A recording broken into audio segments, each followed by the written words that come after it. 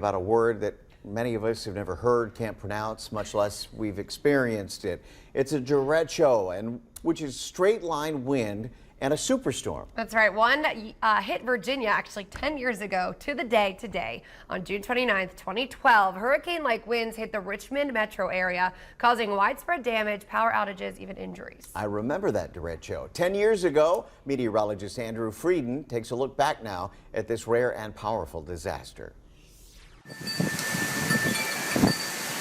What if it is a tornado? The wicked winds brought a laser lightning show and rippling rain on June 29, 2012. Called a derecho, a rare storm system with near hurricane force winds that crossed the entire Midwest, slamming the East Coast. An unbroken line of damage. The following morning, when the sun came up, the extent became clear. Destruction, power outages, and the loss of 911 emergency system for days. The South Richmond neighborhood of Stratford Hills, with its towering trees, was especially hard hit. The derecho plowed through Angela Bach's yard, snapping off part of an oak tree which crashed down on her home. We caught up with her a year later. It took us probably about 3 weeks just to get the tree off the house. Bach says it might have been struck by lightning, and even though it ruined her roof, her power stayed on.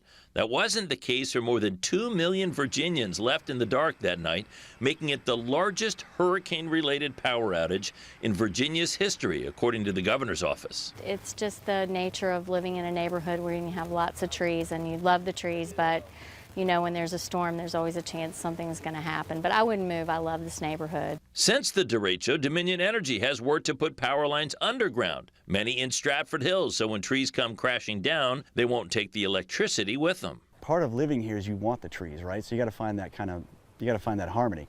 You don't want to have these empty lots, otherwise I may as well be living in an apartment somewhere. A decade-old storm still fresh on the minds of many Central Virginians. Meteorologist Andrew Frieden, NBC 12.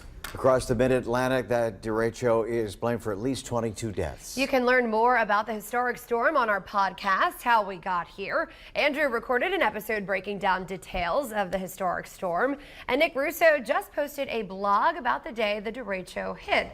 And Nick, that was 10 years ago to the day. Kurt remembers it. Let me tell you one story about that. We had somebody in our weather team at the time, as I recall, who didn't have a shower for 2 weeks, didn't have water at his house. In Stratford Hills, he would come to work to shower. So it was a tough time, Nick. We had a shower here at work, Kurt. I don't know if we have that anymore. If we do, I don't know where it is. We do. I'll explain later. Okay. Let's take a look now at the impact from that derecho about 10 years ago. Considerable damage from straight line winds from the portions of the Midwest back toward Iowa, all the way through West Virginia and the Commonwealth. And we had quite a bit of damage around here, as you remember. We have that blog up on NBC 12.